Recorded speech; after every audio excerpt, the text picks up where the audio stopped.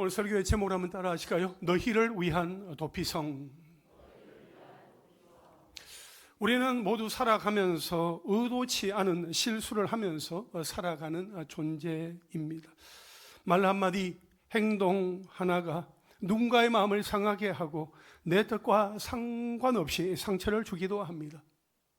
한 평범한 직장인이 퇴근길에 운전대를 잡았습니다. 비가 내리던 밤이었고 시야가 흐릿했습니다. 신호가 바뀌는 순간에 그는 무심코 브레이크를 좀 늦게 밟았습니다. 한 보행자가 차에 부딪혀 넘어지게 되었고 그를 급히 병원으로 옮겼지만 그 사람은 결국 세상을 떠나고 말았습니다. 그 운전자는 나는 그럴 의도가 없었는데, 고의가 아니었는데 를 되풀이하며 자책했습니다. 그의 인생은 그날로 멈추어 버렸습니다.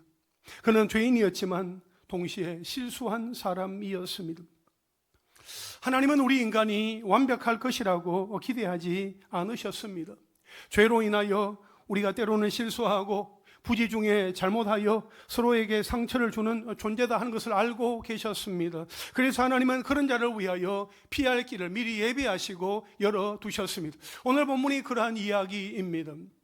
오늘 본문을 통해 하나님께서 왜 너희를 위한 도피성을 만드셨는지, 그리고 그 도피성이 오늘 우리에게 어떤 의미가 있는지 함께 살펴보겠습니다. 첫 절 한번 따라 하실까요? 도피성을 만드신 하나님. 오늘 본문 1절부터 3절까지의 말씀을 함께 읽겠습니다. 시작. 여호와께서 여호수아에게 말씀하여 이르시되 이스라엘 자손에게 말하여 이르기를 내가 모세를 통하여 너희에게 말한 도피성들을 너희를 위해 정하여 부지 중에 실수로 사람을 죽인 자를 그리로 도망하게 하라. 이는 너희를 위해 피의 보복자를 피할 곳이니라. 아멘.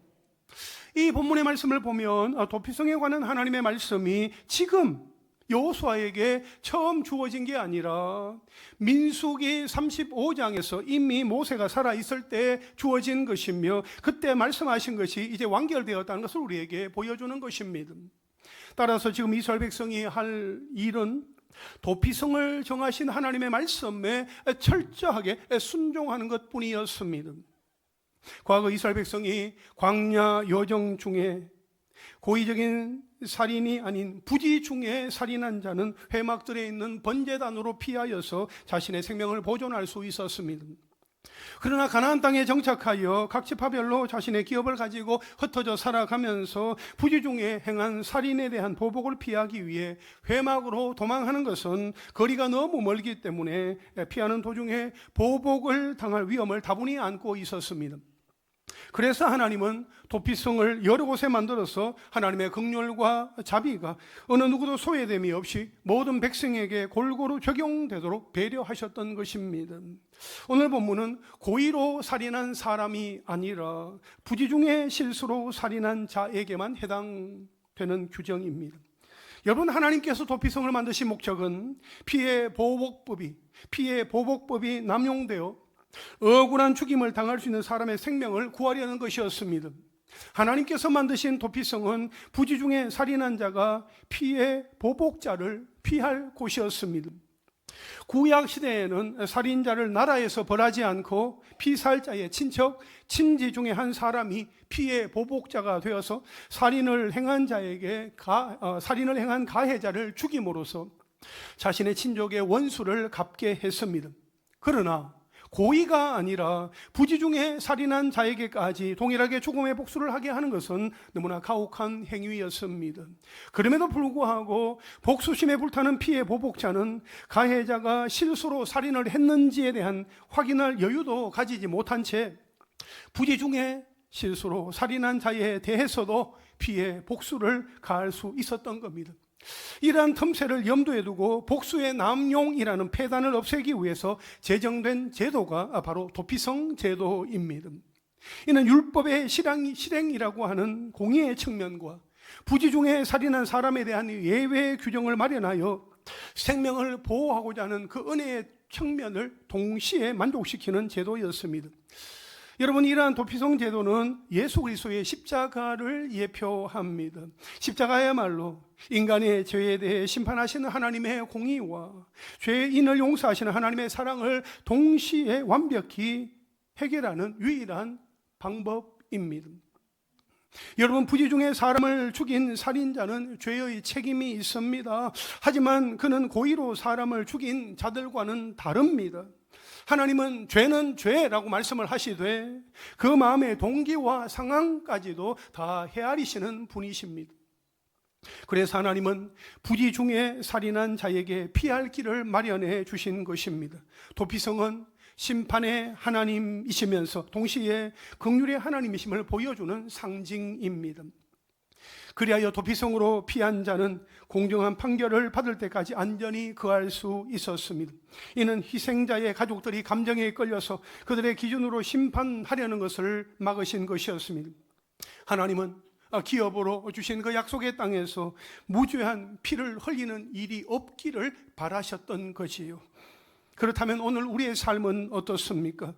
혹시 주변 사람들에게 부지 중에 실수로 죽이는 것과 같은 상처나 해를 주는 일은 없습니까? 내가 의도하진 않았지만 다른 사람들에게 깊은 상처를 주어 그들의 삶이나 마음을 무너뜨리는 경우들이 있지 않습니까? 예를 들면 말로 상처 주는 경우입니다. 무심한 한마디로 상처를 주는 거지요. 겨우 그걸로 자랑하는 거야? 그건 아무것도 아니야 하면서 상대방의 수고와 감정을 폄하하는 말로 자존감을 무너뜨립니다. 넌 왜 그렇게 둔하냐? 농담이라고 던지는 그 비수는 상대방에게 비하와 조롱으로 들리게 되지요. 그래서 농담이니까 웃어라고 말하지만 듣는 사람 입장에서는 도저히 웃을 수 없는 거지요. 둘째로 무시하거나 외면하는 경우입니다. 대화할 때 이 스마트폰만 들여다보는 그러한 태도는 당신 말은 별로 중요하지 않아. 당신과의 대화는 무의미해. 라는 메시지를 주게 됩니다. 그 결과 상대방은 점점 말을 줄이게 되고 마음의 문을 닫아버리게 되는 거지요. 셋째로 거리두기로 상처를 주는 경우입니다. 가정이나 공동체 안에서 피곤해 그냥 냅둬 하면서 계속 거리를 둘 때에 상처가 되는 거죠. 게다가 무관심이 지속되면 사랑은 메말라 가게 됩니다. 우리는 그렇게 무의식적으로 사람의 존재감을 지워버리는 가해자가 될 수 있다는 거죠. 넷째로 상대방의 이야기를 허락 없이 공유하는 경우입니다. 그냥 걱정돼서 말했지 라고 말하지만 아무리 선한 의도라 할지라도 당사자의 동의 없이 말하는 순간 신뢰는 깨어지게 됩니다. 그때 상대방은 내가 안전하지 않다 하고 느끼면서 관계를 철수하게 됩니다. 다섯째, 지나치게 간섭하는 경우입니다. 사랑하니까 걱정돼서 라는 명분으로 간섭할 때에 자녀나 배우자에게 선택의 자유를 주지 않는 사랑은 사실은 두려움이 섞여 있는 통제입니다. 그리하면 상대방의 자율성과 성장의 가능성을 억압하게 됩니다. 자유를 잃게 만드는 거지요. 여섯째로 소외시키는 경우입니다. 교회나 모임에서 눈에 띄지 않는 사람을 외면할 때에 그 사람은 공동체 안에서 존재감이 마치 죽은 사람처럼 느끼게 됩니다. 직장이나 혹은 가족 안에서 다른 사람을 빼놓고 의사 결정을 할 때도 마찬가지입니다. 부지 중에 상대방의 참여권과 존중받을 그 권리를 빼앗게 되는 거지요. 마지막 일곱째로 감사하지 않는 경우입니다. 여러분, 익숙하면 말이죠. 감사를 무디게 만듭니다. 당연한 줄 알고 고마움을 표현하지 않으면 상대방의 수고는 서서히 의미를 잃습니다. 고맙습니다라는 그 말 한마디가 관계를 살리게 되는데 그것이 사라질 때의 관계는 서서히 식어버리게 되는 거죠. 이처럼 다양한 경우들이 내가 의도하지는 않았지만 상대방에게 상처를 주고 관계를 무너뜨리게 합니다. 따라서 내가 한 말이나 행동이나 태도가 상대방에게 상처를 주었다는 사실을 알게 되었을 때는 어떻게 해야 하는 것입니까? 먼저 일체의 모든 말과 행동과 태도를 멈추고 실수를 인정해야 합니다. 내가 잘못했습니다. 나의 실수했습니다. 내가 실수했습니다. 그것을 인정해야 합니다. 너 왜 실수했냐고 그렇게 사람들은 말하지 않습니다. 그렇게 실수했다고 인정할 때 그 사람을 더 받아들이게 되는 거죠. 실수를 인정하고 난 다음에 정식으로 사과해야 합니다. 진심으로 사과해야 합니다. 상대방의 이야기를 끝까지 들어주어야 합니다. 또한 가능한 한 구체적인 조치를 약속하고 말뿐만 아니라 일관된 행동으로 보여주어야 합니다. 여러분, 신뢰는 시간이 걸립니다. 그리고 필요하면 전문가나 목회자의 도움을 받고 함께 기도하며 풀어야 합니다. 여러분, 도피성을 만드신 하나님은 상한 사람을 보호하시고 회복시켜 주시는 분이십니다. 그러므로 우리가 무심코 마음을 상하게 하거나 상처를 준 일이 있다면 그것을 인정하고 회개하며 겸손히 하나님께로 나아가 실천함으로 관계를 회복해야 할 것입니다. 둘째로 한번 따라 하실까요? 도피하는 자가 따라야 할 일. 오늘 본문 4절부터 6절까지 말씀을 함께 읽겠습니다. 시작. 이 성읍들 중에 하나에 도피하는 자는 그 성읍에 들어가는 문 어귀에 서서 그 성읍의 장로들의 귀에 자기의 사건을 말할 것이요, 그들은 그를 성읍에 받아들여 한 곳을 주어 자기들 중에 거주하게 하고, 피해 보복자가 그의 뒤를 따라온다 할지라도 그들은 그 살인자를 그의 손에 내주지 말지니 이는 본래 미워함이 없이 부지 중에 그의 이웃을 죽였음이라. 그 살인자는 회중 앞에 서서 재판을 받기까지 또는 그 당시 대제사장이 죽기까지 그 성읍에 거주하다가 그 후에 그 살인자는 그 성읍 곧 자기가 도망하여 나온 자기 성읍 자기 집으로 돌아갈지니라 하라 하시니라. 아멘. 여기에 보면 부지 중에 살인하여 도피하는 자가 도피성에 이르게 될 때에 어떻게 해야 하는지에 대해서 말해주고 있습니다.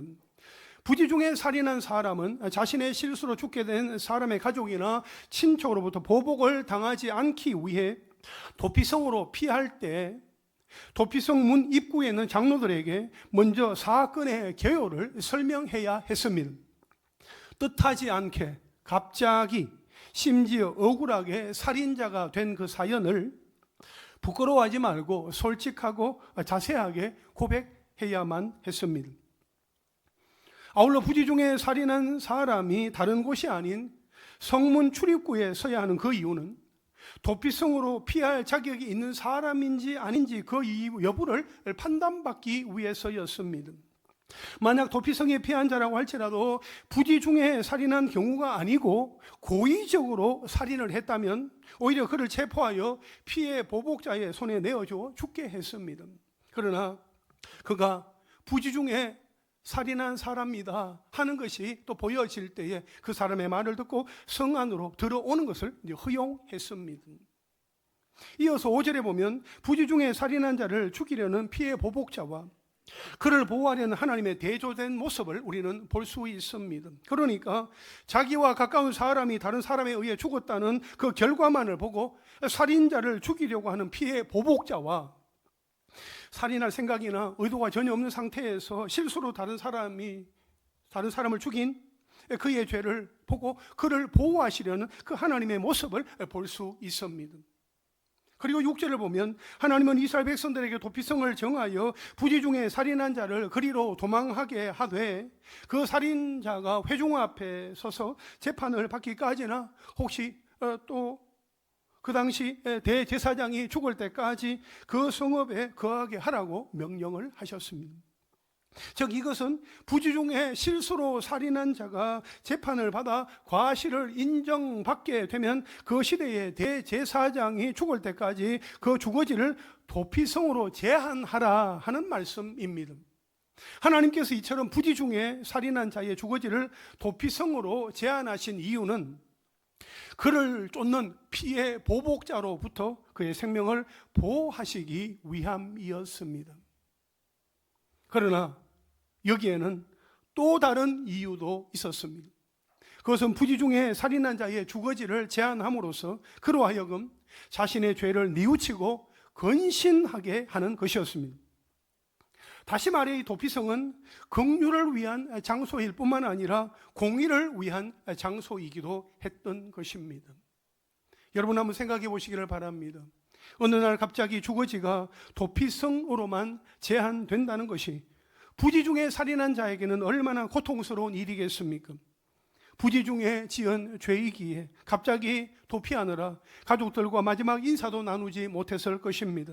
그렇게 들어온 도피성에서 대제사장이 죽을 때까지 10년이 될지 20년이 될지 모르는 그 기간을 한없이 기다리며 살아간다는 것이 얼마나 힘겨운 일이겠습니까? 하지만 다른 한편으로 생각해 보면 아무리 실수에 의한 것이라고는 하지만 억울하게 죽은 사람의 가족의 입장에서 보면 실수로 살인한 자가 아무런 제재도 없이 거리를 활보하는 것은 참기 어려운 일이기도 합니다. 그러한 이유로 하나님은 실수로 살인한 자의 그 주거지를 제한함으로써 근신하도록 하신 것입니다. 사랑하는 여러분, 우리는 이 도피성에 담겨있는 그 하나님의 뜻을 기억하고 언제나 실수를 범하지 않도록 신중하고 지혜롭게 행동하되, 혹시 실수를 범했을 때에는 그 실수를 인정하고 똑같은 실수를 반복하지 않도록 할 뿐만 아니라 자신의 실수로 인하여서 피해를 입은 사람에게 속죄하며 철저하게 근신해야만 합니다. 오늘 말씀해 보면 자신의 실수로 다른 사람을 죽게 한 사람은 죄에서 완전히 자유함을 받을 때까지 인내함으로 도피성에 머물러 있어야 한다 하는 것을 보게 됩니다. 따라서 예수 그리스도를 믿어 하나님의 백성이 된 성도라면 완전한 구원, 즉 천국에 이를 때까지 인내로서 이 세상에서 성도로서의 삶을 살아야 한다 하는 것입니다. 여러분, 누구든지 예수 그리스도를 믿으면 구원을 받습니다. 아멘이십니까? 그러나 구원받은 자라 할지라도 영원한 천국에 들어가는 완전한 구원에 이를 때까지는 성령의 인도하심을 따라 이 땅에서 주님의 몸된 교회를 중심으로 믿음으로 인내하며 신앙생활을 해야 하는 것입니다. 이것은 도피성에 피신한 죄인이 도피성 안에 생활이 너무 지루해 하면서 밖으로 나가서는 안 된다 하는 것과 마찬가지입니다. 교회 안에서 신앙생활을 하는 성도는 교회 안에 머물러 있어야 합니다. 하나님을 떠나면 안 됩니다. 그래서 예수님은 요한복음 15장 5절에서 말씀하시기를 나는 포도나무요 너희는 가지라. 그가 내 안에 내가 그 안에 거하면 사람이 열매를 많이 맺나니 나를 떠나서는 너희가 아무것도 할 수 없음이라 말씀하셨습니다. 여러분, 우리가 하나님을 떠나면 우리에게는 남는 것이 하나도 없습니다. 구원이 없고 기쁨도 없고 감격도 없습니다. 평안이 없고 영원한 생명도 없습니다. 따라서 모든 상황 속에서 포도나무이신 예수님께 꼭 붙어 있어야 합니다. 붙어 있으면 열매를 맺게 되어 있습니다. 그러므로 하나님께서 우리에게 허락하여 주신 사방 경계에서 인내하며 최선을 다하는 가운데 영원한 대제사장이신 예수 그리스도께서 완전히 구속하실 그날 다시 오실 주님을 기대하며 더욱더 믿음으로 살아가시기를 주님의 이름으로 축복합니다. 마지막 세 절 한번 따라 하실까요? 구별된 여섯 도피성. 오늘 본문 7절과 8절 말씀을 함께 읽겠습니다. 시작.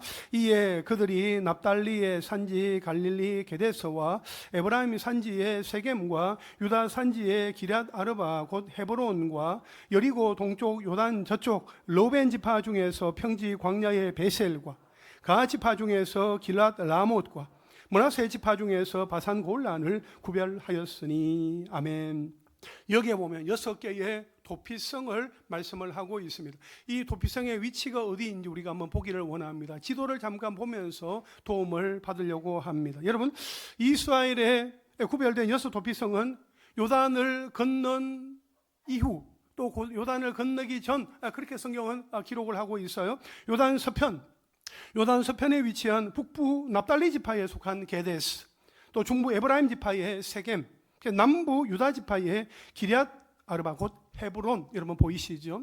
그리고 이제 요단 동편에 위치한 남부 쪽에 보면 로벤 지파의 베셀, 중부 지역의 가 지파의 길랏 라못, 그리고 북부 지역의 므낫세 반 지파의 바산 골란. 그 위치를 여러분 아시겠죠? 여기까지. 여러분, 이렇게 이 도피성은 요단 동편과 서편에 각각 3개씩 북부와 중부와 남부에 고르게 자리를 잡았습니다.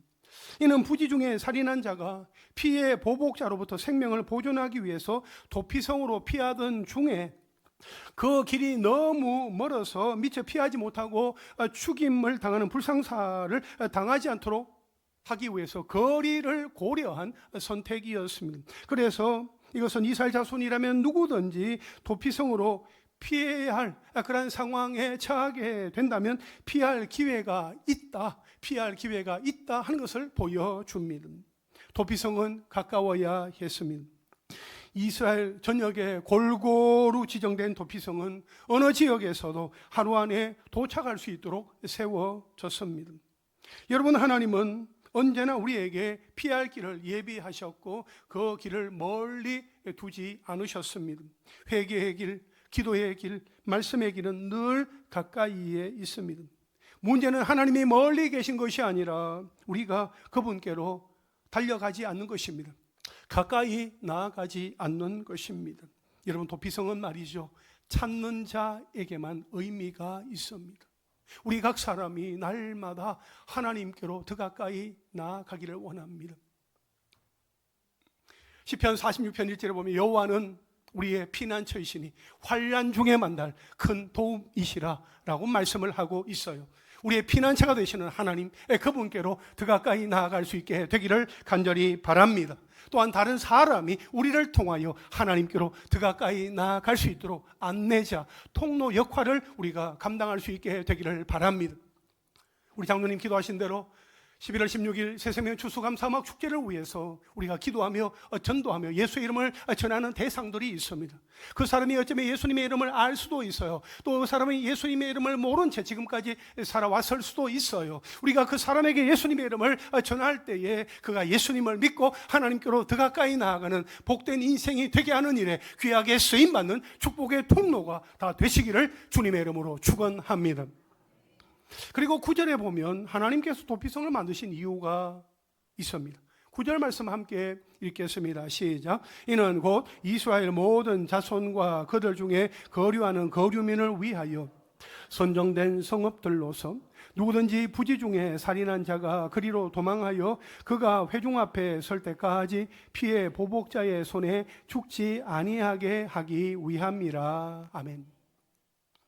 하나님께서 도피성을 만드신 이유가 이스라엘 모든 자손과 그들 중에 거류하는 거류민, 나그네를 위함이라고 말씀하고 있습니다. 우리는 이처럼 이스라엘 사람들뿐만 아니라 그들 가운데 거하는 모든 거류민 이방인들에게까지 도피성 제도의 혜택이 주어지도록 하신 이러한 사실을 통해 하나님은 모든 성도를 차별하지 않고 동일하게 사랑하신다 하는 것을 알게 됩니다. 그렇습니다. 이 땅에 세워진 교회는 예수 그리스도의 몸으로 모든 사람을 차별하지 않고 모든 사람에게 구원의 기회를 주시는 하나님의 의를 드러냅니다. 로마서 3장 22절에 보면 곧 예수 그리스도를 믿음으로 말미암아 모든 믿는 자에게 미치는 하나님의 의인이 차별이 없다고 했습니다. 예수 그리스도를 믿음으로 말미암아 모든 사람에게 미치는 하나님의 의는 말이죠, 차별이 없음을 말씀을 하고 있어요. 따라서 끼리끼리 모이거나 당을 지으며 어떤 기준으로 사람을 차별하는 것은 교회를 세우시고 교회를 이루어 가시는 하나님의 뜻이 될 수 없는 것입니다. 내가 먼저 하나님 앞에서 나의 죄악을 바라보며 인간적인 기준은 다 버리고 구원의 관점에서 지체 한 사람 한 사람을 바라볼 때에 우리 교회는 더욱 교회다워지는 것입니다. 여러분, 우리가 하나님께로 가까이 나아가고 예수님께로 나아가며 예수님께 피함으로 그분의 십자가 대속의 죽음으로 우리는 자유를 얻게 되었습니다. 그렇다면 대속의 은혜를 경험한 우리가 이 세상을 섬길 도피성으로서 해야 할 일은 무엇이 있을까요? 한 4가지만 짧게 말씀을 드리면, 첫째, 감사로 사는 것입니다. 작은 일에도 이건 내 힘이 아니야, 하나님의 은혜야, 은혜로 된 것이야 라고 고백하는 것입니다. 불평이 아니라 찬양이 먼저 나오고 은혜를 경험한 사람이기에 감사하는 사람이 되는 것입니다. 하나님께서 나에게 베풀어 주신 놀라운 은혜야 하는 그 사실을 깨닫는 사람은 하나님 앞에 감사하게 되어 있습니다. 범사에 감사할 수 있게 되기를 바라고, 늘 하나님 앞에서 감사하며 살아갈 수 있게 되기를 바랍니다. 둘째는 회개하며 돌이키는 것입니다. 십자가의 은혜를 아는 사람은 내 죄 때문에 주님이 고난을 당하셨다, 고통 가운데 거하셨다 하는 깨달음이 있기 때문에 날마다 회개하며 하나님께로 돌이키게 되는 것입니다. 여러분, 회개는 말이죠, 은혜 안에서 날마다 내가 새로워지는 과정인 것입니다. 그러한 시간들을 통하여 우리가 날마다 새롭게 되어지는 은혜를 경험할 수 있게 되기를 원합니다. 셋째로, 사랑으로 섬기는 것입니다. 십자가의 사랑을 경험한 사람은 다른 사람들에게 그 사랑을 흘려보내게 되어 있습니다. 여러분, 사랑을 경험한 사람, 사랑을 받은 사람만이 그 사랑을 나누어 주고 진심으로 섬길 수 있습니다. 주변에 보면 사랑을 이렇게 나누어 주고 베푸는 분들 여러분 아시죠? 그분들은 사랑을 받았기 때문에, 사랑을 받은 경험이 있기 때문에 그 사랑에 너무나 감사하고 감격하여 그 사랑을 자연스럽게 나누는 것입니다. 우리가 살아가면서 사랑으로 정말 나누며 섬기는 그러한 삶을 살아갈 수 있게 되기를 간절히 바랍니다. 마지막 넷째로, 복음의 증인으로 사는 것입니다. 십자가의 은혜를 경험한 사람은 그 은혜를 전하지 않고는 막 견딜 수가 없는 것입니다. 구원의 은혜를 경험한 사람은 예수 그리스도의 십자가 복음의 증인이 되어서 그리스도의 향기로 살아가기를 자처하는 것입니다. 우리의 삶의 현장에서 내게 구원의 은혜를 베풀어 주신 하나님을 기억하고 하나님의 사랑을 우리가 마음 가운데 새기며 내가 만나는 사람들에게 나에게 놀라운 은혜를 베풀어 주시고 나를 구원하여 주신 예수님의 그 사랑을 내가 전하겠습니다, 그렇게 다짐하면서 만나는 사람들에게 예수 그리스도를 담대하게 전하며 살아가는 하나님의 사람들이 될 수 있기를 간절히 바랍니다. 그렇게 살아감으로써 세상 사람들이 영원한 도피성이 되시는 예수님께로 나오는 것을 바라보며 영원 구원의 기쁨과 감격을 다 함께 경험하는 우리 모두가 될 수 있기를 주님의 이름으로 축원합니다. 이제 말씀을 정리하겠습니다. 너희를 위한 도피성이라고 했습니다. 하나님이 만드신 도피성은 오늘날의 우리를 위한 도피성입니다. 이 도피성은 우리 한 사람을 살리시기 위한 우리 하나님의 거룩한 계획이십니다. 하나님은 우리 인간이 범죄하지 않고는 살아갈 수 없는 연약한 존재인 것을 잘 아셨습니다. 그래서 도피성과 같은 곳을 만들어서 모든 인간이 죄로 말미암아 정당한 재판을 받지 않은 채 희생되는 것을 막으셨습니다. 그 놀라운 사건은 예수 그리스도의 십자가 사건에서 그대로 이루어졌습니다. 그리하여 예수 그리스도는 우리의 진정한 도피성이십니다. 그리고 완전한 피난처가 되십니다. 그러므로 우리뿐만 아니라 우리가 품고 기도하며 전도하는 영혼들까지 영원한 피난처 되시는 예수님께로 나와 영생의 복을 누리며 교회와 하나님의 나라와 영광을 위하여 쓰임받을 수 있게 되기를 주님의 이름으로 축원합니다.